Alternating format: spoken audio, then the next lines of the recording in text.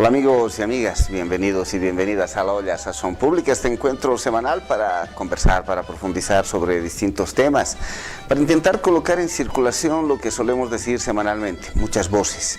Voces para que cada quien recoja, coseche aquello que le llama la atención, incorpore sus propias conclusiones, pero fundamentalmente intente actuar en consecuencia de esas reflexiones, de esa conversación, de esas conclusiones, de esa manera de entender los distintos temas que te planteamos aquí en La Olla Sazón Pública.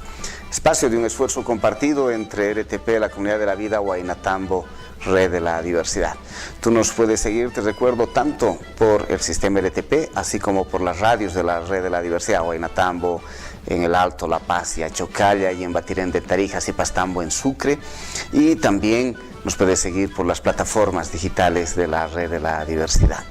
En el programa de hoy queremos hablar de un tema que es fundamental, que tiene que ver con la reproducción de nuestra vida. ¿Quién cuando no viene a La Paz, o la gente de La Paz cuando piensa en una salida familiar, no piensa en aproximarse al lago Titicaca, a distintos puntos de ese lago maravilloso que compartimos con el hermano país del Perú? Y cuando vamos al lago Titicaca solemos quedar orgullosos de sus paisajes, orgullosas de sus paisajes. Y sin embargo, el lago Titicaca es más que un paisaje, es más que una postal, que una fotografía, que un selfie. Es un lugar donde se juega gran parte de la reproducción de la vida para millones de personas, y no estoy exagerando, estoy hablando de millones de personas en una región que depende de la humedad del lago Titicaca. Uno de los lagos más antiguos del mundo, más ricos también por eso y más significativos. Hoy vamos a hablar del lago Titicaca, quien también le podemos decir Jotamama, ligando a nuestra madre lago, nuestro lago mayor más importante en la región. Para eso, como siempre, en La Olla Sazón Pública tenemos personas invitadas que nos van a ayudar en esta profundización y en esta conversación. Estamos con Javier Lázaro, él es investigador del Instituto de Investigación para el Desarrollo, el IRD, que ha estado trabajando durante muchísimo tiempo, varios años. Él es de origen francés, muchos años en Bolivia, ya décadas.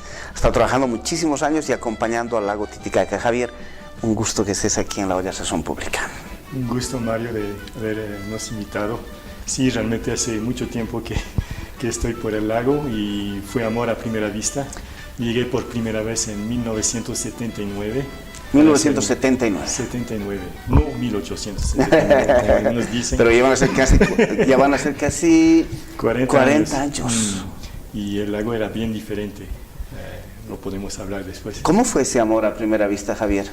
Porque el paisaje es simplemente fantástico, tener ese lago azul con un fondo de cordillera con nieve, en la época había mucha nieve, es realmente fabuloso. Y el lago menor con sus islas, sus construcciones típicas del lugar, y la gente es muy amable, muy apegada al lugar. Eso realmente me ha atraído inmediatamente. Yo tengo una formación de oceanógrafo, mas yo no veo diferencia con el lago, es tan inmenso. Realmente fue muy alentador trabajar ahí.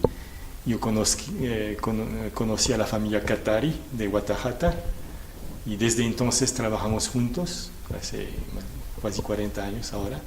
Y hemos hecho todas las salidas de campo con el don Ramón Katari, o don Max Katari, o ahora con sus hijos, y también con la familia Limachi de la isla Suriki, que son familias que... Una isla también en el lago Menor. En el lago Menor, una de las islas más famosas, que tiene un pasado arqueológico muy grande.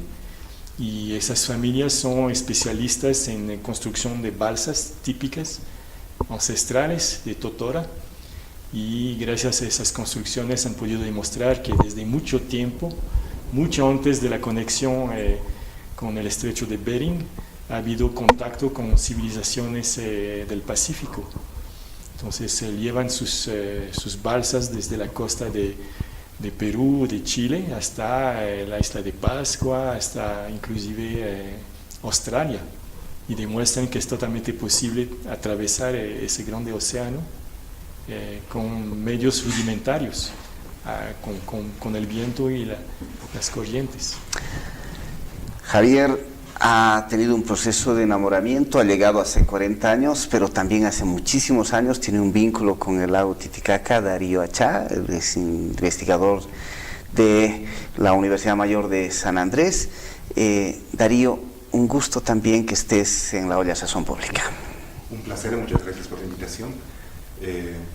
Bueno, sí, es realmente como buen paseño, aquí nacemos más o menos enamorados del lago y nos ha encantado siempre el lago y nos apena mucho algunas transformaciones que viene sufriendo, ¿no?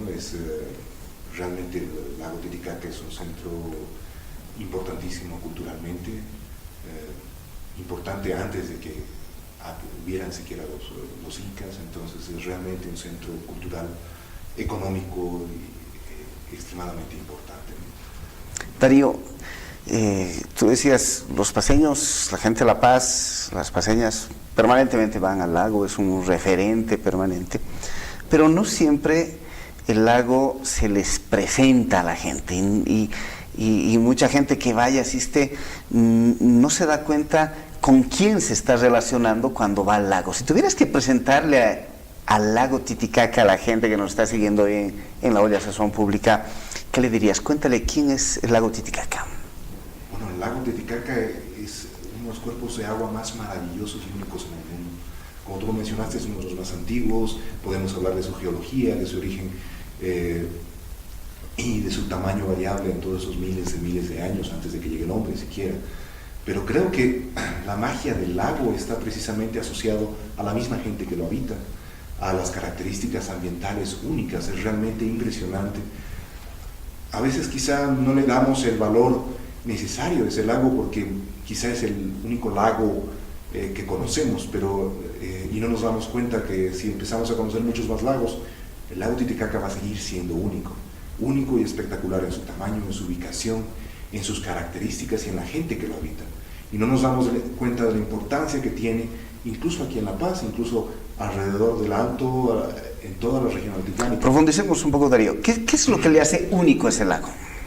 Bueno, es un lago único porque tiene características, para empezar, geológicas únicas. O sea, es un lago, como tú lo mencionaste, está entre los 20 lagos más antiguos del mundo, está entre los 20 lagos más grandes del mundo, es el lago más grande de Sudamérica, y solamente los lagos de Norteamérica, los grandes lagos, tienen un mayor tamaño. Entonces es uno de los cuerpos de agua más importantes del continente y uno de los cuerpos de agua más importantes del mundo entero.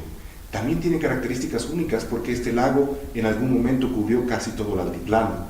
Ha sido realmente inmenso. O sea, era muchísimo más grande. Muchísimo más grande. En algún momento fue mucho más pequeño. Y es el sitio de nacimiento, por lo menos en teoría, del Imperio Tihuanacota. Y es el sitio de nacimiento del Imperio Incaico.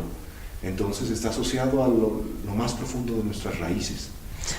Ecológicamente es uno de los lugares más únicos del planeta también, tiene muchos endemismos. Javier, ¿qué crees que también le hace único a este lago? Muchas cosas. Su altura, primero, es el mayor lago, siempre se dice es el lago más alto del mundo. No es bien el lago más alto, hay lagos más pequeños a mayor altura. A mayor altura en Sudamérica y en Asia, por ejemplo, más un lago navegable más alto del mundo. Tiene las características de ser, a pesar de ser alto, es tropical por su ubicación. Lo hace que, por ejemplo, no congela. Un lago a 3.800 metros debería congelar, ¿no? Y no se congela porque es tropical. Y ese lago tiene mucha importancia porque regula el clima de toda la parte norte del altiplano, que en realidad es la única parte que es habitable y donde esas civilizaciones han desarrollado, por supuesto. La parte sur del altiplano boliviano tiene tierras salitrosas, muy difícil de habitar. La parte norte del altiplano boliviano, el sur del altiplano peruano, puedes cultivar, y depende en gran parte, dices, de la humedad que produce el lago. Cuéntales un poco a la gente. El lago, la región del lago tiene una pluviometría, creo, de 900 milímetros por año, más o menos. Sí. más tiene una evaporación muy grande, es de la orden de unos 2 metros o más, que se evaporan 2 metros de... Lo que entra de agua al lago, en un año se evapora el tamaño de 2 metros de altura. Sí, 2 metros de altura. Eso lo hace preocupante, es que, por ejemplo, el lago menor, que es somero, en relación al lago mayor, que es muy profundo, el lago mayor tiene máximo 285 metros de profundidad. El lago menor, lo máximo que tiene es 40 en la fosa de Chua, más su promedio es menor a 9 metros y hay muchas áreas que son inferiores a 5 metros, lo que le hace muy vulnerable a cualquier... Cuando se evapora tanto, si se evapora a una altura de 2 metros por año, entonces si no le repone la lluvia, en el lago menor esto es complicado. Y eso ha pasado, como decía Darío, ha pasado muchas veces, inclusive en la época de los incas, que se ha reducido su tamaño y en épocas geológicas donde una diferencia de 1 grado de temperatura, aumento de 1 grado, ha hecho que el lago ha bajado de 80 metros su nivel, es decir, que el lago menor ha desaparecido por completo. No es solamente la humedad, es también la temperatura. El agua es mucho más estable que la atmósfera térmicamente, entonces se requiere mucha más energía para enfriarla o para calentarla. Y eso hace que el altiplano norte sea mucho más caliente que el altiplano sur, que de hecho está un poco más bajo que el altiplano norte y que debería tener una temperatura más agradable. Pero si nos vamos a Charanga, nos vamos a las zonas más hacia el sur, las temperaturas son mucho más frías. Entonces el lago también permite que la temperatura sea mucho más agradable en el norte del altiplano. Si no existiera el lago, tendríamos temperaturas mucho más extremas. Lo que hace es más que todo hacerlo más estable la temperatura diaria que tenemos nosotros aquí en el norte. Ahora, esta evaporación que decía Javier, que es tan alta en el lago Titicaca, es la que permite también que en el aire flote humedad y que permita la regeneración de la vida, se humedezca la tierra, la posibilidad de las plantas, nosotras las personas que necesitamos humedad. Y se dice que algo más de 3 millones de personas dependeríamos de esa humedad del lago Titicaca, ¿es así? Bueno, no solamente de la humedad, es también el principal centro pesquero de la región. En Bolivia la pesca es relativamente más pequeña que la del Perú, pero se sacan muchas toneladas de peces anualmente del lago Titicaca, ya sea por piscicultura o por pesca directa de peces libres, y es una importante fuente de proteínas para la región. Sabemos que una de las principales fuentes de alimento, uno de los alimentos más fundamentales es la proteína, por eso la quinoa es tan importante a nivel mundial, porque tiene mucha proteína, pero obviamente los pescados tienen mucho más. Y la principal fuente de pescado de la región es el lago Titicaca. ¿Por qué también es importante el lago Titicaca, Javier? Bueno, por otra característica que es única es que es un lago que se dice endorreico. Entonces, es un lago cuya agua no se vuelve al mar. No termina en el mar. No termina en el mar. Entonces, está entre las dos cordilleras y el agua del lago sale por el río Desaguadero, se va por el lago Ururu, cerca de Oruro, sigue hasta el lago Popó, que está secando ahora, y termina por los salares. Y como decía Darío hace poco, antiguamente, hace 14.000 años, existía el lago Tauca, que era un lago que cubría todo el altiplano y su nivel era 100 metros arriba del nivel actual del lago Titicaca. Uno se puede imaginar ese mar que había en el propio continente sudamericano.